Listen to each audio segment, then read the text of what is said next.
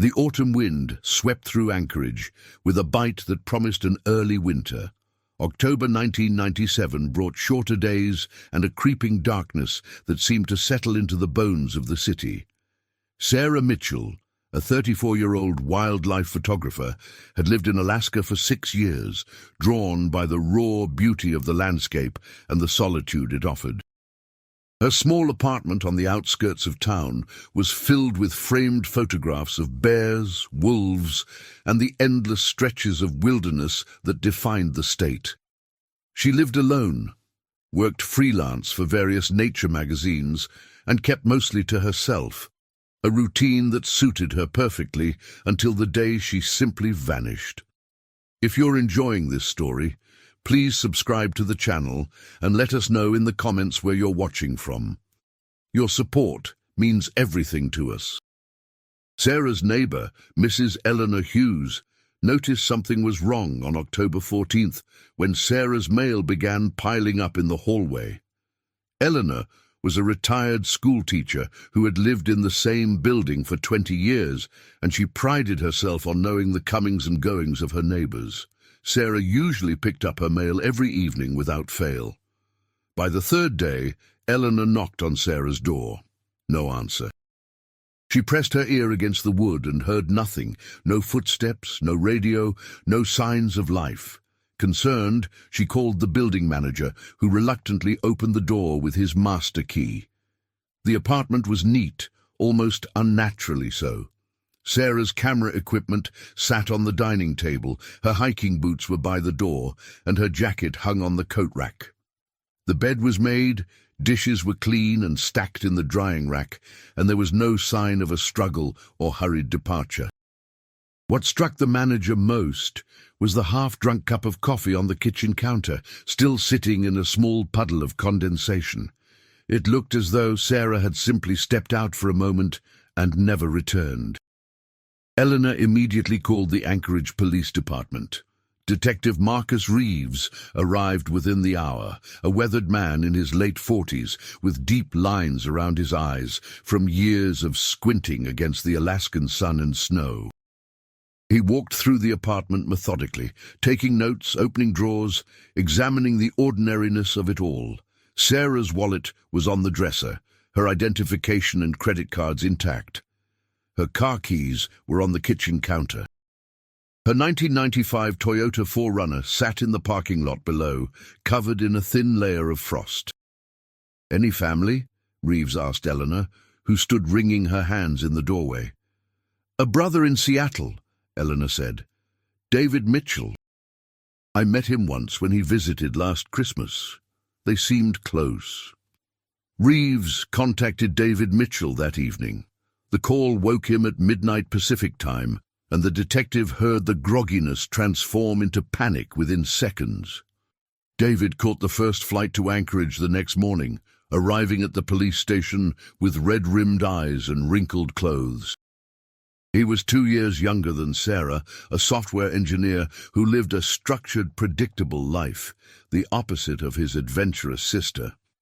"Sarah wouldn't just leave," David insisted, sitting across from Detective Reeves in a cramped interview room. "She's responsible. She'd never worry people like this. Something happened to her."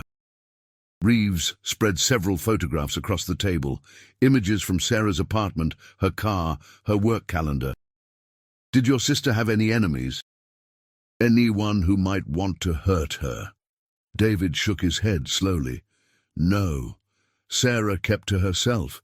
She had a few photographer friends, people she'd meet for coffee occasionally, but she wasn't involved in anything dangerous. She just wanted to be left alone with her camera and the wilderness. Boyfriend, ex-husband?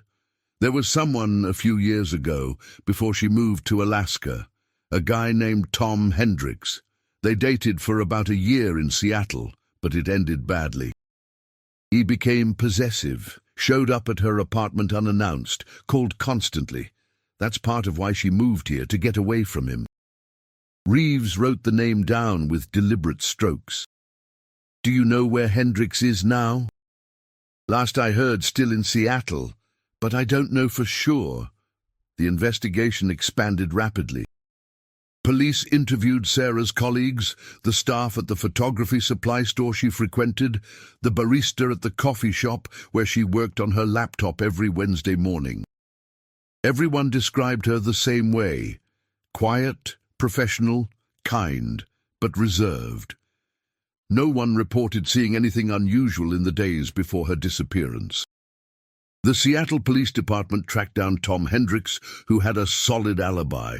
He'd been at a tech conference in San Francisco from October 10th through 16th, with dozens of witnesses and hotel records to prove it. Weeks became months. Detective Reeves followed every lead, no matter how thin. He checked hospital records, homeless shelters, Jane Does in surrounding states. He reviewed Sarah's bank accounts and found no activity after October 13th. Her last purchase had been at a grocery store. Milk, bread, coffee, and a box of granola bars. The security footage showed her looking perfectly normal, even smiling at the cashier as she paid. David Mitchell stayed in Anchorage for 3 weeks before returning to Seattle, leaving his contact information with everyone he met. He called Detective Reeves every week without fail, always asking the same question: anything new? The answer was always the same: not yet, but we're still looking. By December, the case grew cold. The Anchorage Daily News ran a story about Sarah's disappearance, publishing her photograph and asking anyone with information to come forward. Tips trickled in. Someone thought they'd seen her at a gas station in Fairbanks.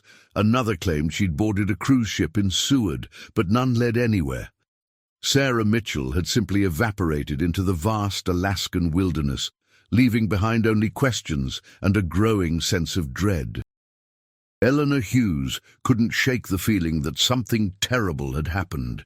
She organized a small search party of volunteers who combed the parks and trails where Sarah was known to photograph wildlife. They found nothing. Winter descended with its brutal cold, burying everything under layers of snow and ice, and the search was suspended until spring. The years passed with agonizing slowness for David Mitchell. He hired a private investigator who spent 6 months retracing Sarah's last known movements and interviewing everyone she'd ever spoken to. The investigator found nothing new.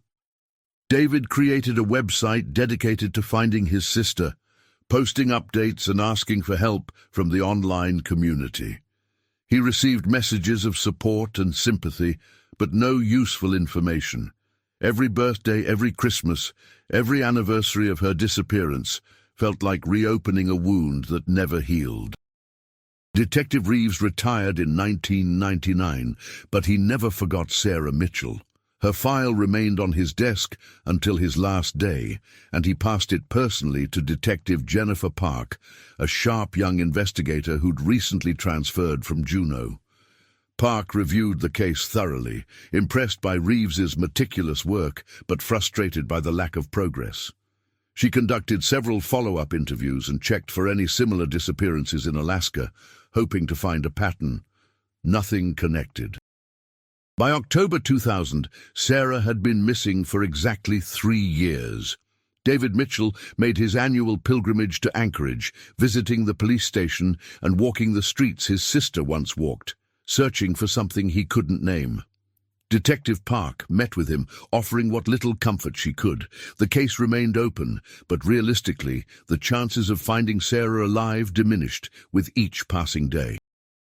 The discovery came in late October, during a routine wildlife survey.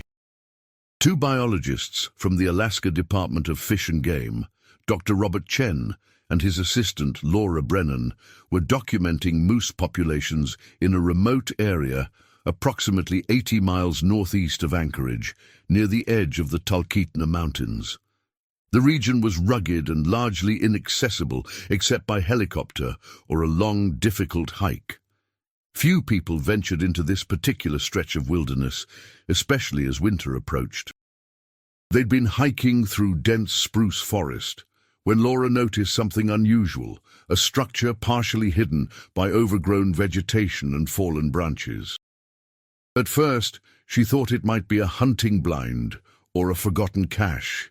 But as they approached, it became clear it was an old cabin, weathered and abandoned, probably built decades earlier by a trapper or miner.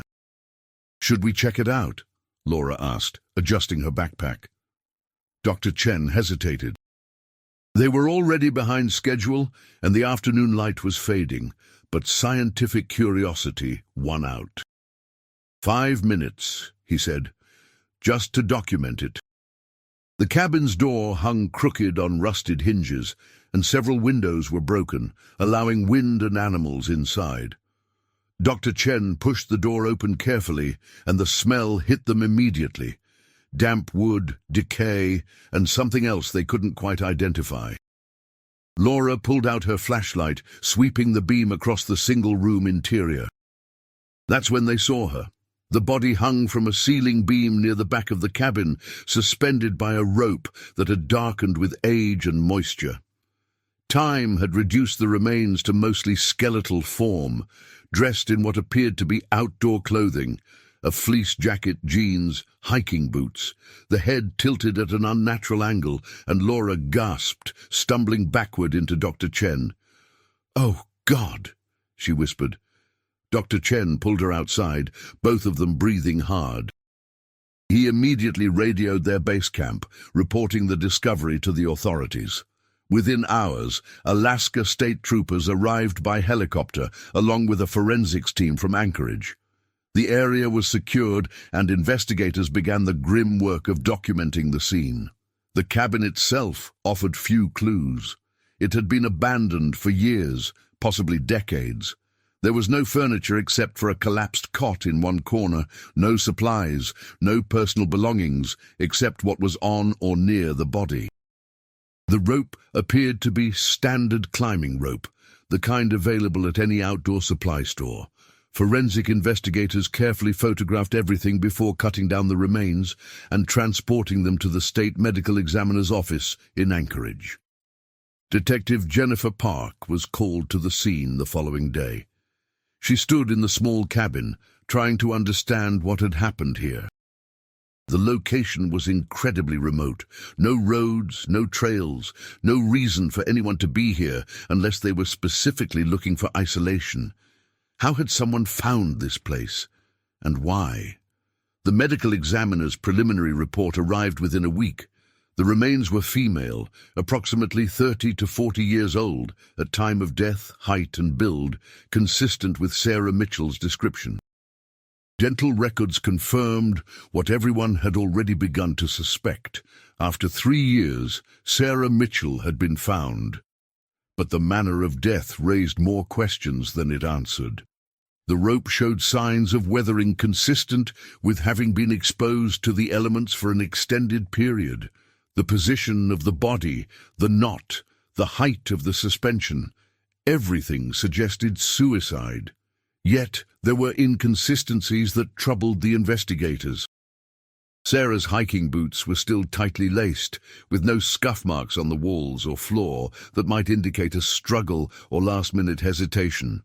There was no chair or anything she could have stood on and kicked away. The beam was too high to reach without something to climb on, yet nothing was found in the cabin. Detective Park called David Mitchell personally. She'd made that call too many times in her career, but it never got easier. She heard his breath catch, heard the silence that followed as he processed the news. "Where?" he finally asked, his voice hollow. "A very remote area, northeast of Anchorage, miles from anywhere." "How did she get there?" "We don't know yet. We're still investigating." David arrived in Anchorage 2 days later, thinner than Park remembered, with grey streaking his dark hair. He looked like he'd aged a decade in 3 years. They met at the medical examiner's office, where he formally identified Sarah's belongings: the fleece jacket she'd worn in dozens of photographs, the hiking boots he'd helped her pick out at REI, a silver bracelet their mother had given her before she died. "I need to understand what happened," David said, his hands shaking as he touched the jacket. "Sarah wouldn't kill herself. She loved life, loved her work. Even when things were hard, she always found something beautiful to focus on. Detective Park had heard similar statements from countless families, but she also knew that people often hid their deepest pain from those closest to them. "We're examining every possibility," she assured him. "Nothing is off the table." The investigation intensified. Park's team reviewed Sarah's case file from top to bottom, looking for any detail that might explain how she'd ended up in that remote cabin. They discovered that Sarah had made several solo trips into the wilderness in the months before her disappearance, often staying out for 3 or 4 days at a time. She'd registered with the Alaska Wilderness Registry for 2 of those trips, but the third, in early October, had no official record. Park wondered if Sarah had been planning another excursion, perhaps to that specific area, though there was no evidence she'd ever been to that location before. The forensics team analyzed everything found at the scene. Sarah's clothing yielded few clues: some plant material consistent with the surrounding forest, traces of dirt and pine needles, but nothing unexpected. Her pockets were empty, except for a small, water-damaged notebook. The pages had mostly deteriorated into pulp, but forensic document specialists worked painstakingly to salvage whatever they could. After weeks of careful restoration, they managed to recover fragments of text. The handwriting was confirmed as Sarah's, and the visible entries appeared to be field notes about wildlife sightings and photography settings. But on one partially legible page, they found something different. What looked like directions or coordinates, followed by words that sent a chill through Detective Park. "Finally found it. Must document. No one knows about. Udi." The entry was frustratingly incomplete, but it suggested Sarah had been searching for something specific in that remote area. Park consulted with wildlife experts, historians, and local guides, trying to determine what might have drawn Sarah to such an isolated location. Some speculated about rare wildlife. Perhaps she'd heard reports of an unusual animal sighting. Others suggested historical significance: old mining claims, abandoned homesteads, archaeological sites. But nobody could pinpoint exactly what Sarah had been looking for. David Mitchell struggled to accept the suicide ruling. He spent hours at the police station, going through Sarah's recovered belongings, studying maps of the area where she was found, searching for anything that might explain her death. He became obsessed with the fragment from her notebook. Finally found it. Found what? What had been important enough to draw her so far from civilization? "My sister was careful," David told Detective Park during one of their many conversations. "She knew the wilderness, respected it. She wouldn't go into an area that remote without proper planning, without telling someone, and she definitely wouldn't—" He couldn't finish the sentence. Park understood his reluctance to accept the obvious conclusion, but the evidence painted a troubling picture. The medical examiner found no signs of foul play, no broken bones, suggesting a struggle, no defensive wounds, no indication Sarah had been forced into that cabin. Toxicology results were inconclusive due to decomposition, but there was no evidence of drugs or alcohol. The rope had been tied with a standard climbing knot, the kind Sarah would have known how to make. Yet the logistics bothered Park. The cabin was approximately 80 miles from Anchorage, in terrain that required either helicopter access or an extremely difficult multi-day hike. Sarah's car had been found in her apartment parking lot, keys inside her apartment. How had she gotten to that location, and why hadn't anyone seen her? Alaska was vast, but people noticed things: a woman hiking alone, purchasing supplies, renting equipment. Park assigned 2 junior detectives to canvass outdoor supply stores, charter helicopter services, and wilderness guide companies throughout the region. They showed Sarah's photograph everywhere, asking if anyone remembered seeing her in October 1997. The responses were universally negative. 3 years had passed, memories faded, and Alaska saw thousands of outdoor enthusiasts every season.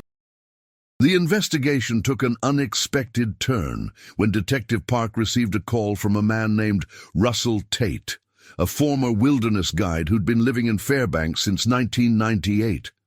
He'd seen Sarah's photograph in a news article about the discovery and recognized her immediately. "I met her," Tate said when Park called him back. "September 1997, I think. Maybe early October. She came to my guide service asking about remote areas northeast of Anchorage. Wanted to know about abandoned structures, old cabins, places most people didn't know about." Park's pulse quickened. "What did you tell her?" "I showed her some maps, marked a few locations where old trappers' cabins still stood. Told her most were dangerous, falling apart, not worth the risk. But she was insistent, said she was documenting historical structures for a photography project." Tate paused. "I remember she asked specifically about cabins that were really isolated, places nobody visited anymore. I thought it was odd, but photographers are peculiar people sometimes, you know? Always looking for unique shots." "Did you mark the location where she was found?" "I'd need to see the coordinates, but probably. There were maybe 6 or 7 cabins in that general area, all from the 1940s and 50s. Most have collapsed by now." Park sent Tate the precise location, and he confirmed it was one of the sites he'd marked on Sarah's map. This changed everything. Sarah hadn't stumbled upon the cabin by chance. She'd gone there deliberately, following directions from a professional guide. But why? What was so important about documenting abandoned cabins? David Mitchell had no answers. Sarah had never mentioned any historical photography project to him. Her portfolio focused exclusively on wildlife and landscapes, not architecture or historical structures. Park obtained copies of all Sarah's published work from the previous year, finding nothing that suggested interest in abandoned buildings. The detective began to wonder if Sarah had lied to Russell Tate about her intentions. Perhaps the photography project was a cover story for something else. But what? Park spent sleepless nights constructing theories, each more unlikely than the last. Was Sarah meeting someone at that cabin? Had she discovered something valuable, gold, artifacts, evidence of a crime? Or had she simply wanted to disappear, to end her life in a place where no one would find her for years? The latter possibility gained weight when Park discovered something in Sarah's medical records. David Mitchell had authorized their release, desperate for any information that might explain his sister's death. The records showed that Sarah had been prescribed antidepressants by a physician in Seattle in 1995, shortly before moving to Alaska. The prescription had been renewed twice through a clinic in Anchorage, but Sarah had stopped filling it in early 1997, several months before her disappearance. When Park informed David of this discovery, he was stunned. "I had no idea," he said quietly. "She never told me. She always seemed so strong, so independent." "Depression doesn't always present obviously," Park said gently. "Many people hide it extremely well, especially from family." David sat in silence for a long moment, processing this new information. Even if she was depressed, it doesn't explain how she got to that cabin. Sarah didn't have access to a helicopter, and she couldn't have hiked that far without anyone noticing. Her car was at home. There's no record of her renting a vehicle or purchasing plane tickets to anywhere in that region. He was right. That remained the central mystery. Park expanded the investigation, checking rental car agencies throughout Alaska, reviewing credit card records again, interviewing pilots and charter services. Nothing. Sarah Mitchell had seemingly teleported from her Anchorage apartment to a remote cabin 80 miles away, leaving no trace of her journey. Then Detective Park received a tip from an unexpected source. A woman named Margaret Dawson, who'd been a volunteer at a women's shelter in Anchorage in 1997, contacted the police after seeing news coverage about Sarah's death. Margaret had recognized Sarah's photograph immediately. She came to the shelter in late September or early October, Margaret told Park during their interview. She wasn't staying there. She was volunteering, helping with photography classes for the residents. We had a program where local artists would teach skills to help women rebuild their lives. Sarah taught 3 sessions, I think. Did she seem depressed?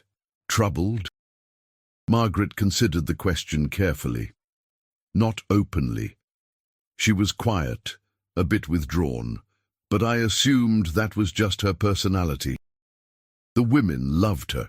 She was patient and encouraging. But I remember one conversation we had after a class.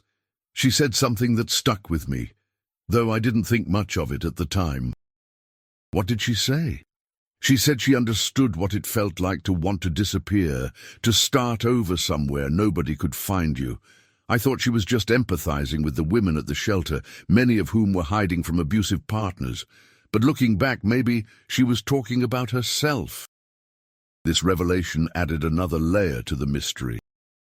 Sarah had clearly been struggling with something in the months before her disappearance, something she'd hidden from her brother and most people who knew her. But was it severe enough to drive her to suicide?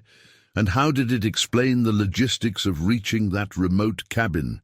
Detective Park decided to focus on the 3-day gap between Sarah's last confirmed sighting at the grocery store and when Eleanor Hughes discovered her apartment empty. Those 72 hours held the key to everything. Park constructed a detailed timeline, mapping every known fact and trying to fill the spaces between. October 13th, 1997, 6:47 p.m. Sarah purchases groceries at Safeway. October 14th, 16, no activity. Apartment appears undisturbed. October 17th, afternoon. Eleanor Hughes discovers Sarah is missing. What happened during those 3 days? Park obtained weather records for mid-October 1997. The region had experienced clear, dry conditions, perfect for flying. She contacted every helicopter and small plane service within 200 miles of Anchorage, asking specifically about flights during that window. Most had no records from 3 years ago, but one operator, Arctic Sky Charters, maintained meticulous logs. The owner, a grizzled pilot named Jack Morrison, reviewed his records and found something interesting. On October 15, 1997, he'd flown a charter to a remote area northeast of Anchorage, the same general region where Sarah's body was found. The client had paid cash and registered under the name J. Anderson. "Do you remember anything about this client?" Park asked. Morrison squinted at the entry. 3 years ago? Not really, but I remember that flight because it was unusual. The drop-off point was in the middle of nowhere, no lakes nearby for a float plane, just a small clearing where I could land.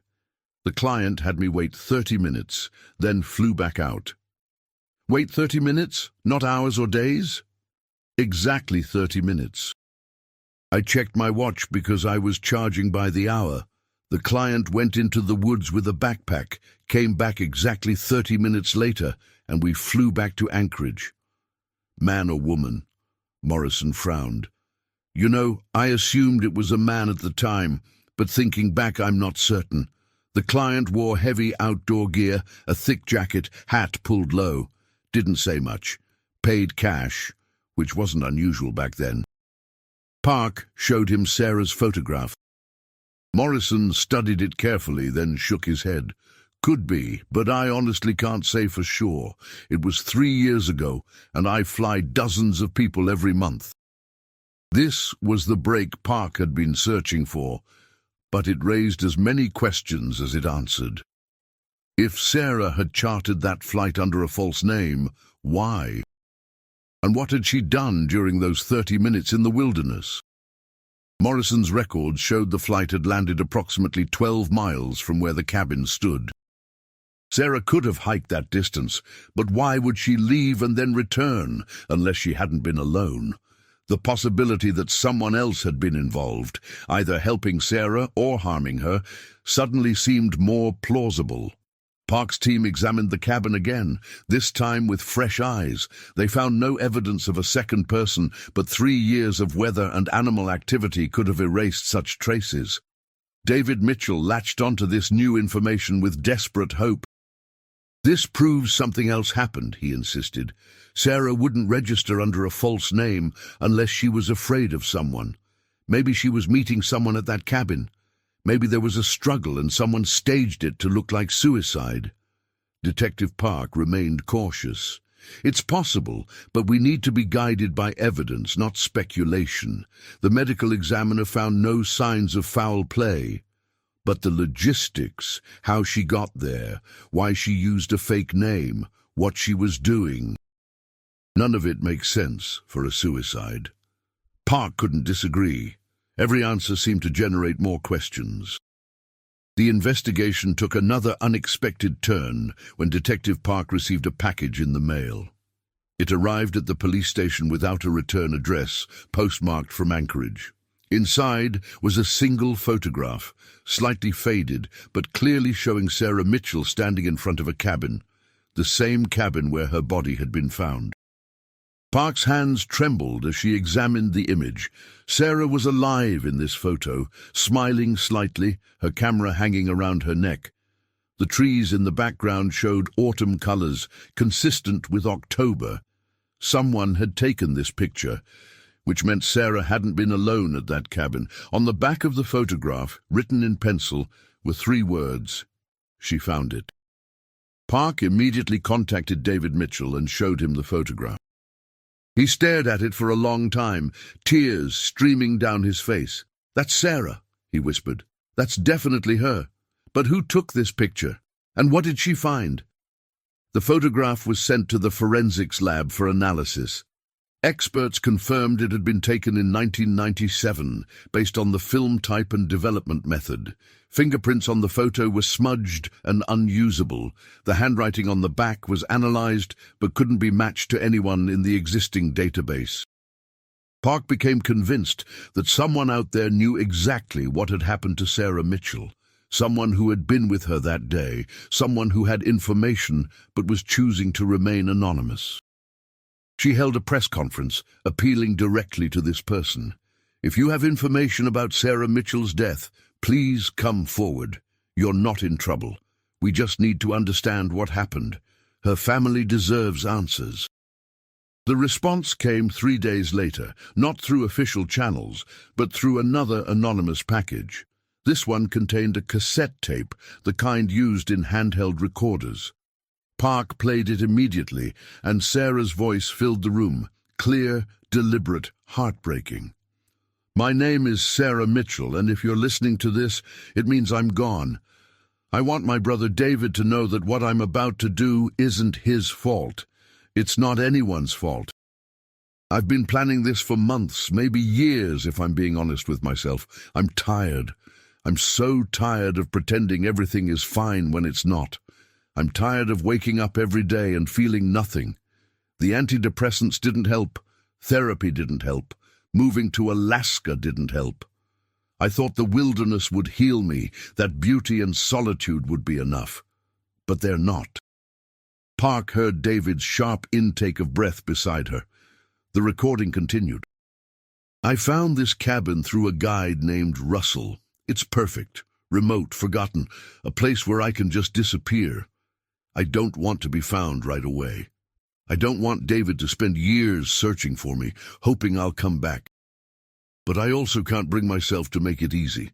I'm a coward that way, I guess. I've arranged for someone to send this recording and the photograph after enough time has passed. 3 years felt right. Long enough for the initial pain to dull, short enough that people might still remember me." Sarah's voice cracked slightly. "I met someone at the women's shelter where I was volunteering. Another volunteer, actually. Someone who understood what it felt like to want to disappear.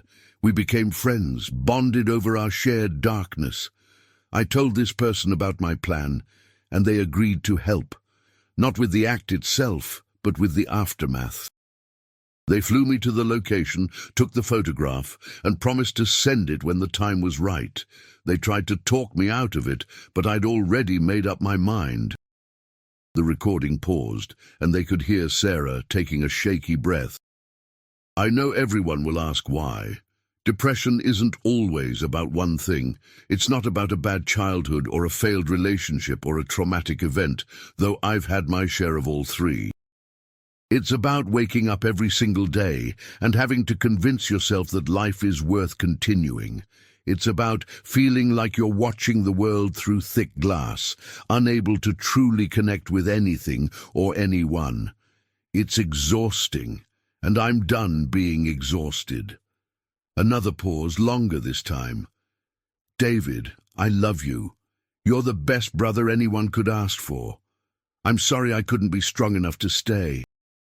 Mom and Dad would be disappointed in me, I know, but maybe they'll understand wherever they are now. Tell Eleanor thank you for being a good neighbor and for caring when I disappeared. Tell Detective Reeves, or whoever ends up investigating this, that I'm sorry for wasting their time. This isn't a mystery to solve. It's just a sad ending to a sad story. The recording ended abruptly, leaving only the hiss of blank tape.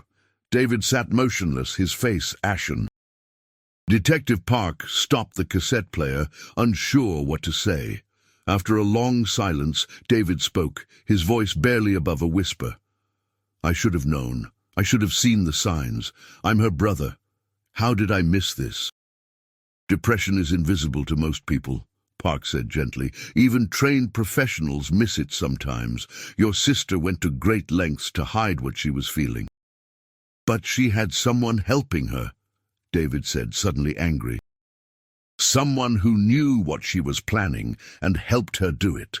That's not legal, is it? Assisting a suicide. Park had already considered this question. Alaska law in 1997 didn't specifically address assisted suicide, and the gray area was complicated. We need to identify this person and interview them. They may have more information that could help us understand what happened. The search for Sarah's accomplice proved difficult. Park interviewed every volunteer who'd worked at the women's shelter in late 1997, showing them Sarah's photograph and asking about close relationships. Most remembered Sarah vaguely, but couldn't recall her forming any particular friendships. The shelter's coordinator from that time, a woman named Patricia Owens, had moved to Oregon in 1999, but Park tracked her down by phone. Sarah was lovely, Patricia said. Very talented photographer, great with the women, but she was also very private. She didn't socialize much with the other volunteers. Wait, there was one person she seemed to talk to more than others. Another volunteer helped with administrative work. I'm trying to remember the name. Something unusual. Rowan? No, Rowan was someone else. River? Yes, River Coleman. That was it. Park's team immediately began searching for River Coleman. What they discovered was frustrating. River Coleman appeared to have vanished as completely as Sarah Mitchell had. The name appeared in the shelter's volunteer records from September and October 1997, along with a phone number that had been disconnected. No driver's license, no bank accounts, no employment records, no official documentation beyond the shelter's volunteer log. It was as if River Coleman had never existed. It's probably a fake name, Park told David during one of their regular updates. Your sister wasn't the only one trying to disappear. But then they caught a break.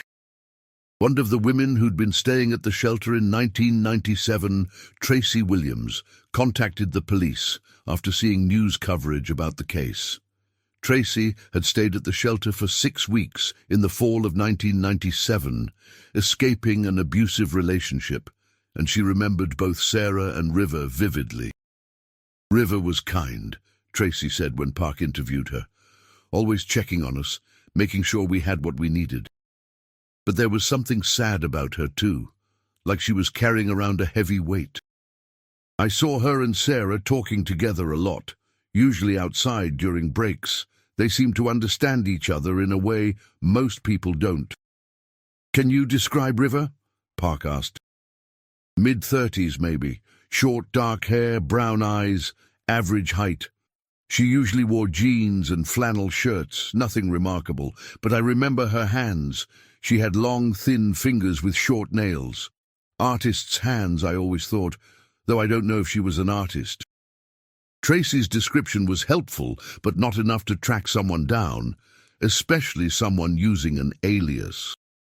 Park began to wonder if they'd ever identify the mysterious volunteer who'd helped Sarah reach that remote cabin.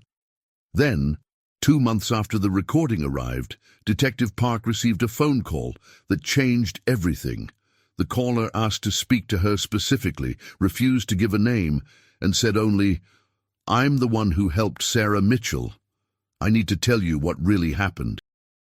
Park arranged to meet the caller at a quiet coffee shop in downtown Anchorage. She went alone, as requested, though she informed her captain of the meeting and kept her phone close. The woman who arrived was exactly as Tracy Williams had described: mid-30s, short, dark hair, unremarkable clothing. She sat across from Park, ordered a black coffee, and began to speak. "My real name is Rachel Morrison," she said quietly. "River Coleman was a name I used when I was hiding from my ex-husband. I volunteered at the shelter because I'd stayed there myself a year earlier, and I wanted to give back. That's where I met Sarah." "Why didn't you come forward sooner?" Park asked. "Because I was terrified. Assisting a suicide, even passively, could mean prison, and I didn't just assist. I flew her there. I'm a licensed pilot. I run a small charter service under my married name, Morrison."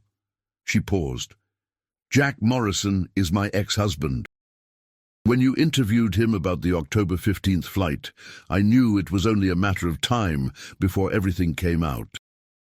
Park's mind raced, connecting pieces.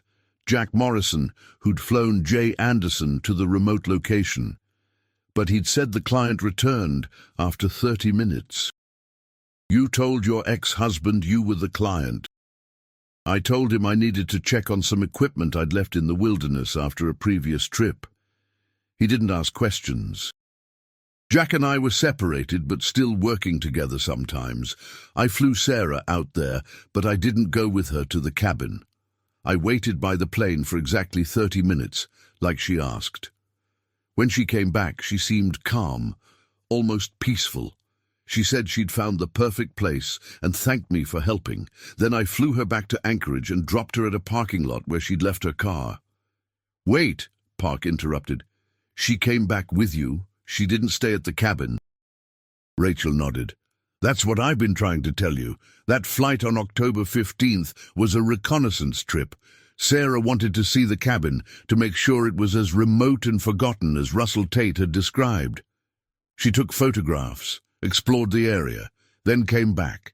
She said she needed a few more days to finalize things, to get her affairs in order. We agreed to meet again on October 17th for the final trip." Park felt cold understanding wash over her. "But Sarah disappeared on October 14th. "Exactly," Rachel said, her voice trembling. "She never showed up for our meeting on the 17th. I waited at our agreed location for 2 hours, then drove by her apartment. I saw police cars and knew something had gone wrong. I panicked and left town for a few weeks, staying with my sister in Washington. When I came back, Sarah was still missing, and I didn't know what to think. Part of me hoped she'd changed her mind, decided to live after all. But part of me wondered if something else had happened. Why didn't you tell the police this 3 years ago?" Rachel's eyes filled with tears. "Because I was complicit in planning a suicide. I thought the police would arrest me, and if Sarah had changed her mind and was alive somewhere, coming forward would have exposed her. I convinced myself that staying silent was the right thing to do. But when they found her body at that cabin, the cabin we'd visited together, I realized something terrible must have happened. Something I don't understand." Detective Park leaned forward. "Walk me through October 15th again. Every detail." Rachel closed her eyes, remembering. I picked Sarah up at 9 a.m. at a parking lot near the airport. She had a backpack with her camera and some supplies. We flew to the coordinates Russell Tate had marked, the area where that old cabin stood. I landed in a clearing about a 15-minute walk from the cabin. Sarah hiked to the cabin alone while I stayed with the plane. When she came back exactly 30 minutes later, she was excited, almost happy. She said the cabin was perfect, exactly what she'd been looking for. She showed me the photograph she'd taken with her camera's timer, the one of her standing in front of the cabin. We flew back to Anchorage, and I dropped her at the same parking lot where I'd picked her up. That was the last time I saw her alive. Did she seem afraid? Did she mention anyone else? No, she seemed fine. Actually, she seemed better than I'd seen her in weeks. She said she felt relieved to have made a decision, that the uncertainty had been the hardest part. Park's mind worked through the timeline. October 15th, Sarah visits the cabin and returns to Anchorage. October 13th or 14th, she disappears from her apartment. It didn't make sense. Unless... Could someone else have known about the cabin? Park asked. Did Sarah mention telling anyone else about her plans? Rachel shook her head. She was adamant that only the two of us could know. She didn't even tell her brother. That was the whole point. She wanted to disappear completely, to spare people the pain of knowing she'd chosen to die. But someone else had known. Someone else had taken Sarah to that cabin between October 13th and October 17th, before her scheduled meeting with Rachel. Someone else had either helped Sarah die or killed her and staged it as suicide. The question was, who? Detective Park's investigation shifted focus entirely. This was no longer a probable suicide. This was potentially a homicide disguised as one. Someone had known about Sarah's plans, known about the cabin, and had acted before Rachel Morrison could complete the second flight. But how had this person learned about Sarah's intentions? And who could it have been? Park brought Rachel Morrison in for multiple interviews, pressing her for every detail about her conversations with Sarah. Rachel remembered Sarah being cautious, almost paranoid about secrecy. They'd communicated primarily through payphones, never leaving paper trails. Sarah had paid Rachel in cash for the reconnaissance flight, insisting on no receipts or records. She was so careful, Rachel said during their third interview. She made me promise never to write anything down, never to tell anyone. She said if people knew her plans, they'd try to stop her, and she couldn't bear the thought of being forced into treatment or watched constantly. But someone found out, Park said. Think carefully. Did you ever see anyone watching you and Sarah together? Anyone who seemed too interested in your conversations? Rachel spent several minutes in silence, searching her memory. There was one time, she finally said. We were at a park, talking on a bench. Sarah had just shown me the maps Russell Tate had given her. I remember she kept looking over her shoulder, and at one point she suddenly folded the maps away. When I asked what was wrong, she said she thought someone was watching us from a parked car across the street. A dark blue sedan.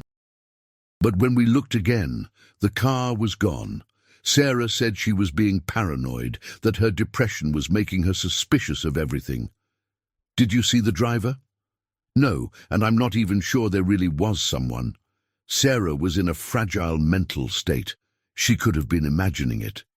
But Park didn't think so. She obtained traffic camera footage from October 1997, though much of it had been recorded over or deleted. What remained showed no clear images of anyone following Sarah, but the footage was incomplete. Park expanded her investigation, looking into Sarah's life more deeply than ever before. She discovered that Sarah had filed a restraining order against Tom Hendricks in 1995, before moving to Alaska. The order had expired after 2 years, and there was no evidence Hendricks had violated it or attempted to contact Sarah after she left Seattle. Still, Park contacted Seattle police and requested they interview Hendricks again, this time with more pointed questions about October 1997. The Seattle detectives reported back within a week. Tom Hendricks had been genuinely shocked to learn about Sarah's death. He admitted he'd been obsessed with her years ago, calling constantly and showing up unannounced, but he'd since married and had a child. He'd moved on, built a new life, and hadn't thought about Sarah Mitchell in years. His alibi for mid-October 1997 was solid. He'd been in Seattle the entire time, with credit card receipts and witnesses to prove it. Dead end. Park turned her attention to Russell Tate, the wilderness guide who'd provided Sarah with the cabin locations. She interviewed him extensively, searching for any indication he might have had ulterior motives, but Tate was cooperative and transparent. He kept detailed records of every client consultation, and his logs showed he'd met with Sarah exactly once on September 28, 1997. He'd marked 6 cabin locations on her map and wished her luck with her photography project. He'd never seen or heard from her again. "Did you tell anyone else about meeting with Sarah?" Park asked. "No reason to. Client consultations are confidential. I don't gossip about the people I work with." "Did anyone else have access to your files or maps?" Tate considered this. "My assistant at the time, Kelly Zhang, had access to the office and client files, but Kelly was trustworthy. She worked for me for 3 years, never had any problems." Park interviewed Kelly Zhang, who'd since moved to Oregon and was working as a school teacher. Kelly remembered Sarah's consultation vaguely, but had no useful information. She'd never met Sarah personally, had no reason to follow her or harm her, and had been in Anchorage with dozens of witnesses during the crucial time period. Another dead end. David Mitchell had stayed in Anchorage throughout the investigation, taking an extended leave from his job in Seattle. He spent his days at the police station or wandering the streets Sarah had walked, trying to understand what had happened to his sister. The revelation about Rachel Morrison and the planned suicide had devastated him, but the possibility that someone had murdered Sarah gave him something to focus on besides grief. "Someone knew," he kept saying to Park. "Someone followed her or overheard her plans. We just need to figure out who." Park agreed, but the pool of suspects was frustratingly small. Sarah had kept her circle tight, too tight for someone to have easily discovered her intentions. Unless that someone had been closer than anyone realized, the breakthrough came from an unexpected source. Detective Park received a call from Patricia Owens, the former shelter coordinator who'd moved to Oregon. Patricia had been thinking about the case constantly since their last conversation, and something had finally clicked. "I remembered something about River Coleman, Rachel Morrison," Patricia said. When she first started volunteering, she mentioned she'd recently separated from her husband because he was controlling and had anger issues. "I didn't think much of it at the time. Many of the women at the shelter had similar stories. But she also said her husband was furious about the separation and had been following her, trying to find out where she was staying and who she was spending time with." Park felt adrenaline spike through her system. Jack Morrison.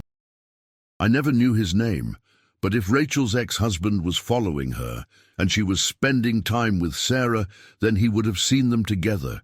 He would have known Sarah was planning something." Park immediately pulled up Jack Morrison's records.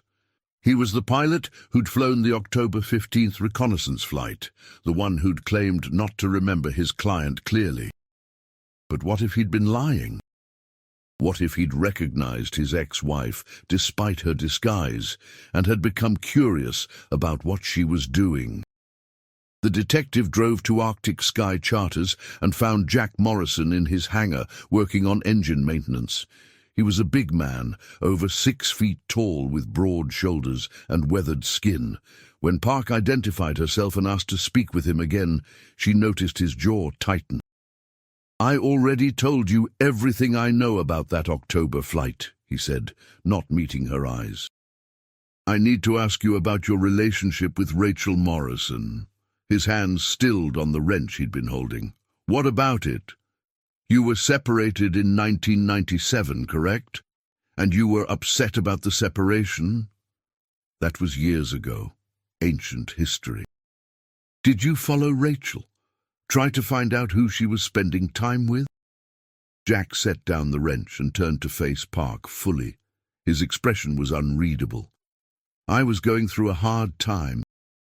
My marriage was falling apart. My business was struggling. Yeah, I kept tabs on Rachel for a while. I wanted to know if she was seeing someone else, if that's why she left. But I never did anything illegal. Did you see her with Sarah Mitchell? A long pause.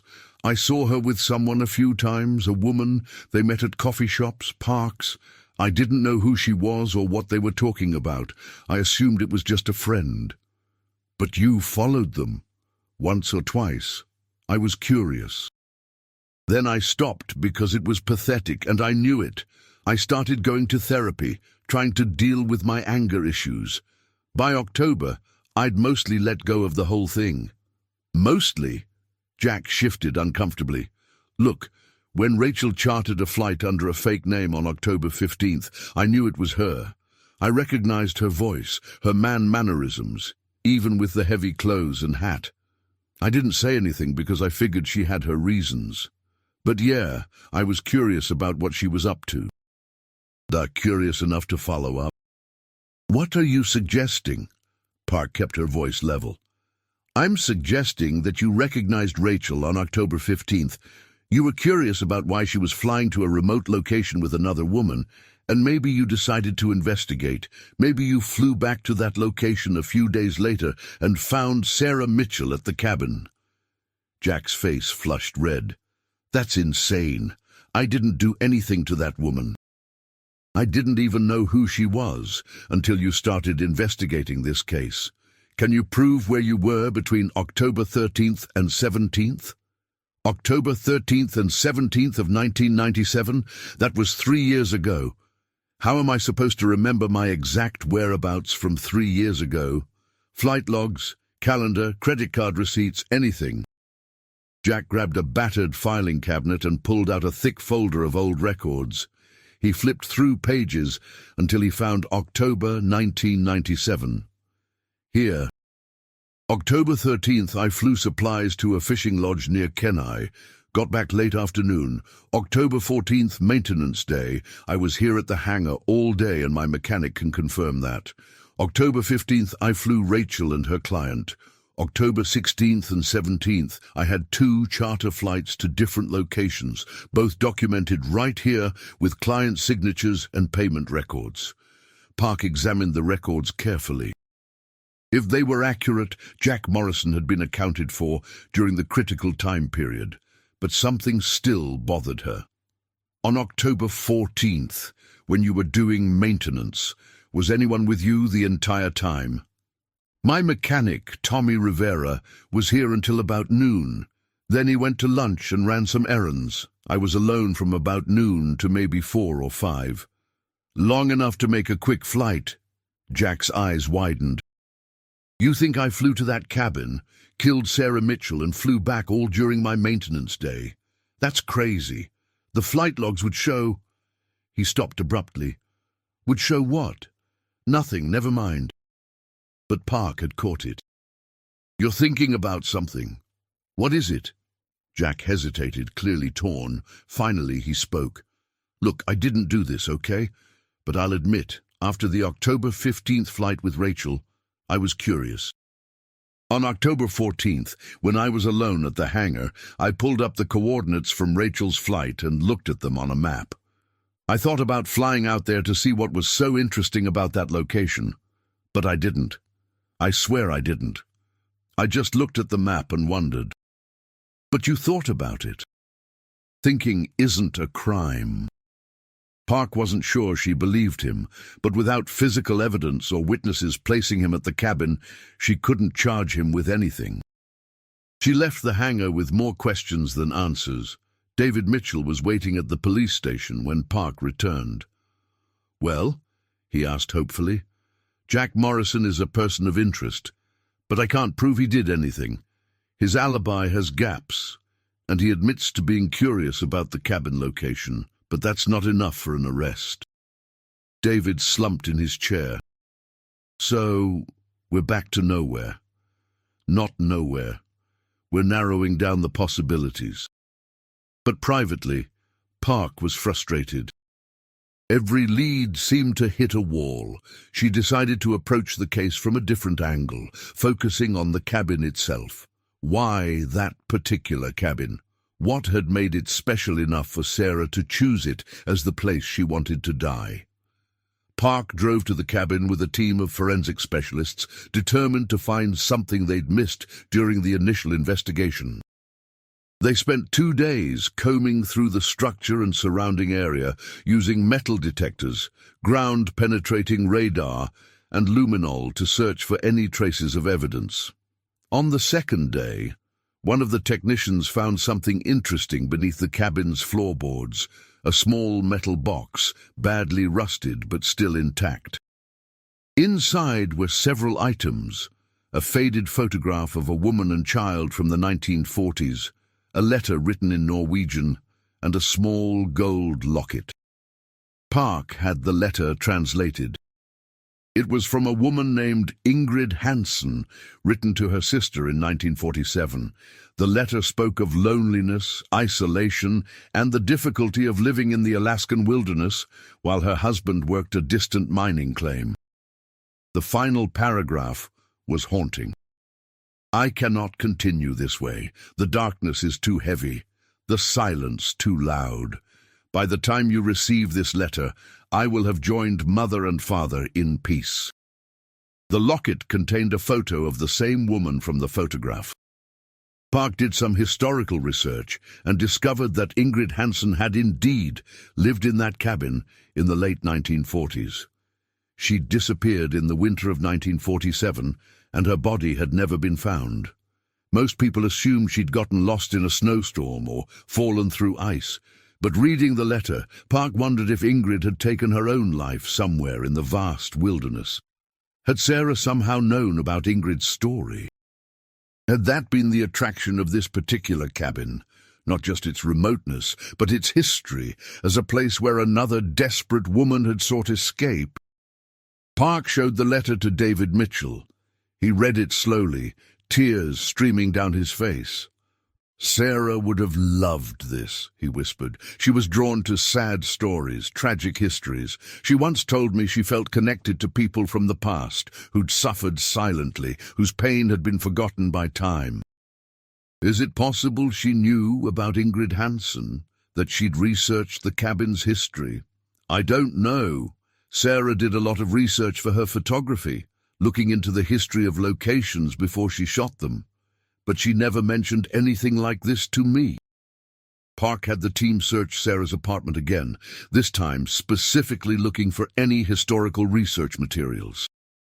In a box stored in Sarah's closet, they found several library books about Alaska's homesteading era, photocopied newspaper articles about early settlers, and a notebook filled with Sarah's handwriting detailing various historical sites and their stories.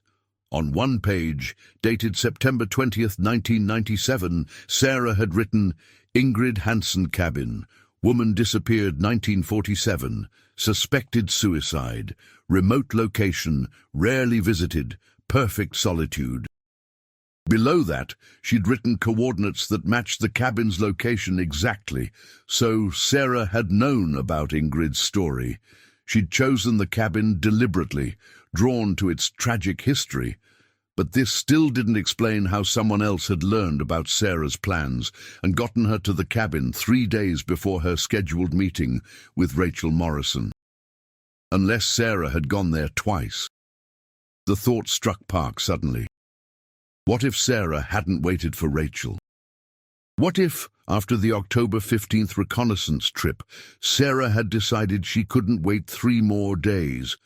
What if she'd found another way to reach the cabin on October 13th or 14th and completed what she'd set out to do? But that raised the same logistical question. How? Sarah's car had been at her apartment. There were no additional charter flight records, no rental cars, no bus tickets, no witnesses seeing her leave Anchorage. Park was missing something crucial. She knew it. Some piece of the puzzle that would make everything fall into place. She spread all the case files across her desk, photographs, interviews, timelines, evidence reports, and stared at them for hours, looking for connections. Then she noticed something in the evidence log from Sarah's apartment. Among her belongings had been a bicycle, a sturdy mountain bike with panniers. At the time, no one had thought much of it. Many Anchorage residents used bikes for transportation and recreation. But now Park wondered. She pulled up maps of the area between Anchorage and the cabin, 80 miles through rough terrain, mostly off-road. Impossible for most people, but Sarah had been an experienced outdoorswoman in excellent physical condition. Could she have biked most of the way, then hiked the final stretch? Park contacted a local cycling expert who confirmed it was theoretically possible, though extremely difficult. You'd need to plan carefully, know the terrain, have the right equipment, and you'd probably need 2 or 3 days to make the trip, camping along the way. But yeah, a determined person with experience could do it. The timeline fit. If Sarah had left Anchorage on the evening of October 13th or early morning of October 14th, she could have reached the cabin by October 16th or 17th. That would explain why Eleanor Hughes found the apartment empty and why Sarah never showed up for her meeting with Rachel Morrison. She'd already left on her final journey. But there was still the question of the recording and photograph. Sarah's voice on the tape had said someone would send them after enough time has passed. If Rachel Morrison hadn't been that person, who had? Detective Park confronted Rachel Morrison again with this new theory. Sarah recorded that tape for you to send, didn't she? She gave it to you during the October 15th flight, along with instructions to mail it 3 years later. Rachel's face crumpled. Yes, she whispered. I've been lying about that part. Sarah gave me a sealed envelope during our flight back. She said it contained a recording and photograph, and she made me promise to send them exactly 3 years after her death. She said if she didn't show up for our October 17th meeting, I should assume she'd found another way to reach the cabin. She told me not to report her missing, not to tell anyone about our arrangement. She said the only kindness I could give her was silence. So you knew she was planning to bike to the cabin alone? I suspected. She kept asking me questions during the flight. How long would it take to bike certain distances? What routes would be least traveled? Whether it was possible to camp overnight in that region in October? I tried to talk her out of it, told her it was too dangerous, that she should wait and let me fly her. But she said she needed to make the journey alone, that it was important to her somehow. She said walking or biking to her death felt more honest than flying. Park felt the pieces finally clicking into place. Sarah had never intended to take that second flight with Rachel. The October 15th reconnaissance trip had been to scout the location and finalize her plans, but she'd already decided to make the final journey on her own terms, under her own power. What about Jack Morrison? Park asked. Did he have anything to do with Sarah's death? Rachel shook her head. I don't think so. Jack was controlling and had anger issues, but he's not a murderer. And if he'd known what Sarah was planning, he would have either tried to stop her or reported it to police. Jack had his faults, but he wasn't malicious.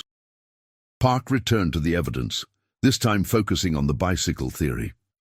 She organized a search of the route between Anchorage and the cabin, looking for any signs that Sarah had passed through. 3 weeks later, a hiker found her abandoned bicycle hidden in dense brush, approximately 40 miles northeast of Anchorage. The bike matched the description of Sarah's mountain bike, and though it had been exposed to 3 years of weather, forensic analysis confirmed it was hers. Near the bike, searchers found the remnants of a campsite, a flattened area where a tent had stood. the rusted remains of a portable camp stove, and a weathered stuff sack containing freeze-dried food packages. Sarah had camped there, probably for one night before continuing her journey. Additional searches located a second campsite 30 miles further, and then traces of a hiking trail leading toward the cabin. Sarah Mitchell had indeed made the journey alone, carrying everything she needed on her back, determined to reach that remote cabin on her own terms. The final piece of the puzzle came from the medical examiner, who'd been conducting additional analysis of Sarah's remains. Dr. Helen Zhao called Detective Park with her findings.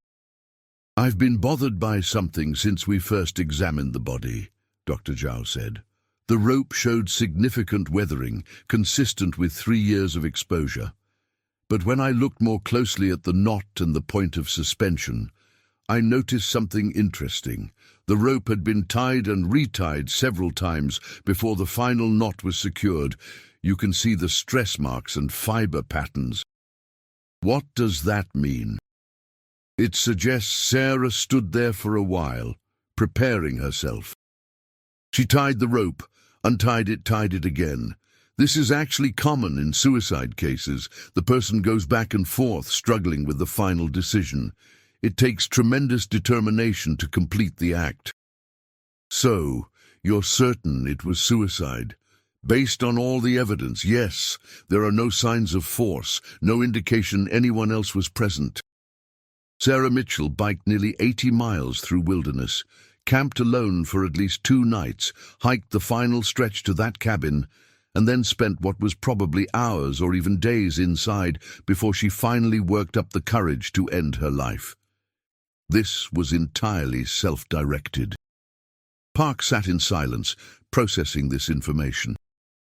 After months of investigation, countless interviews, and every possible theory explored, they'd arrived at the conclusion Sarah herself had stated in her recording.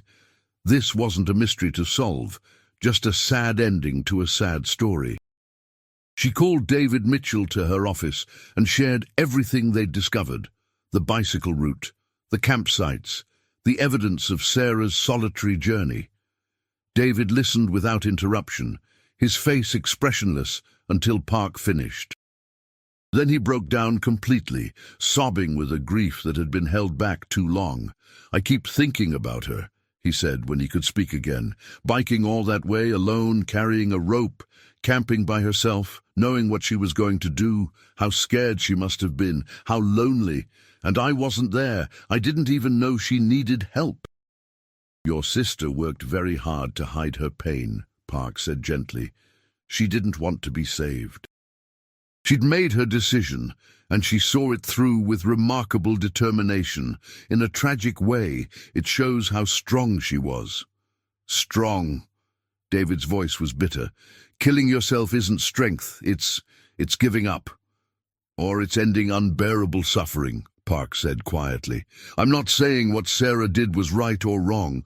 I'm just saying she made a choice, and she took responsibility for that choice in her own way. She tried to spare you the worst of the pain by disappearing first, by not forcing you to find her immediately. She gave you the recording to explain. She thought she was being kind." David wiped his eyes. "It wasn't kind. It was 3 years of hell, not knowing. 3 years of hope and dread and endless searching. I would rather have known immediately. Would you?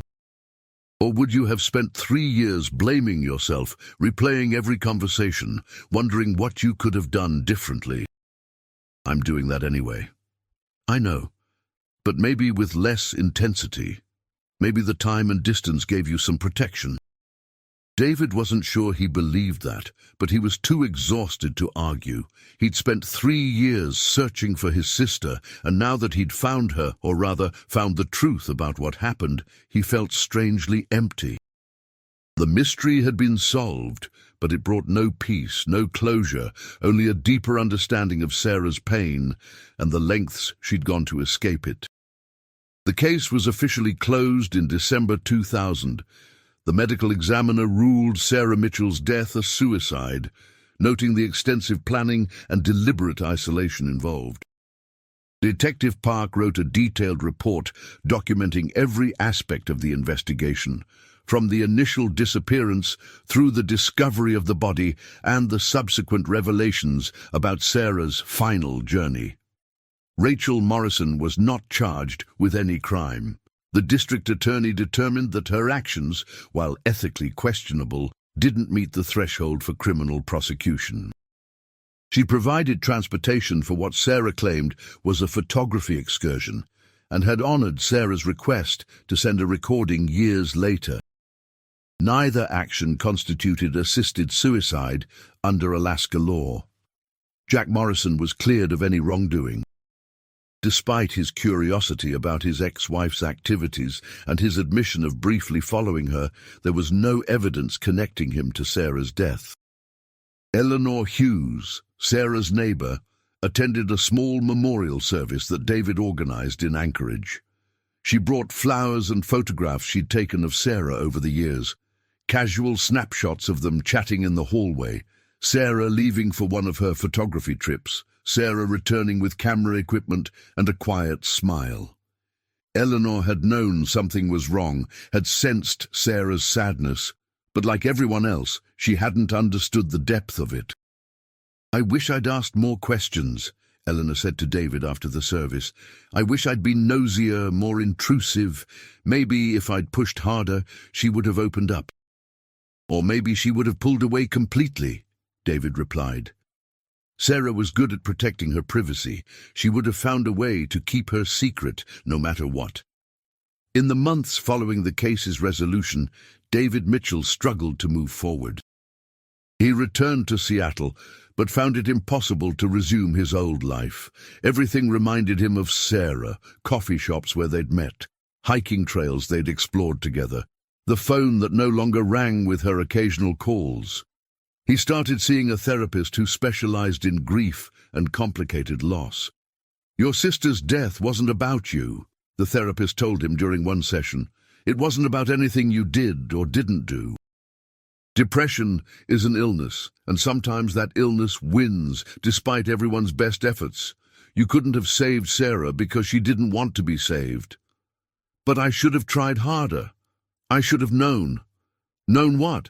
That your sister, who was talented and accomplished and seemed to be building a life she loved, was actually planning her death? How could you have known that when she went to such extraordinary lengths to hide it?" David didn't have an answer for that. Over time, with therapy and the support of friends, he began to accept that Sarah's death was her choice, not his failure. He started a small, non-profit organization dedicated to mental health awareness and suicide prevention in Alaska, funding it with part of his inheritance from Sarah's estate. He called it the Ingrid and Sarah Foundation, honoring both women who'd found that remote cabin and the despair that had driven them there. Detective Jennifer Park moved on to other cases, but Sarah Mitchell's investigation stayed with her. She'd worked hundreds of cases in her career, but few had been as complex or emotionally challenging. Years later, when training new detectives, she would use Sarah's case as an example of how investigations didn't always end with clear villains and satisfying answers. Sometimes the truth was simply sad, and the only justice was understanding. Rachel Morrison closed her charter service and moved to Oregon, unable to stay in Alaska with the memories of what she'd done and failed to do. She volunteered at a crisis hotline, taking calls from people in despair, trying in some small way to atone for the help she'd given Sarah. She never forgave herself for not reporting Sarah's plans, for honoring a promise that had ended in death. The cabin where Sarah died was eventually demolished by the state, deemed a safety hazard. The area remained remote and largely forgotten, visited only by occasional wildlife biologists and hikers who didn't know its tragic history. The spot where Sarah had ended her life returned to wilderness, reclaimed by spruce and moss and the endless Alaskan silence. 3 years after Sarah's body was discovered, 6 years after her death, David Mitchell made a final trip to Alaska. He hired a helicopter to take him to the area where the cabin had stood. The pilot landed in the same clearing where Rachel Morrison had waited all those years ago, and David hiked the 15 minutes to the cabin site alone.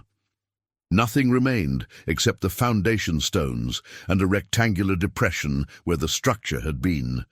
Wildflowers grew where the cabin floor had rotted away, and a young spruce tree pushed up through what had been the doorway. Nature had erased almost every trace of human presence.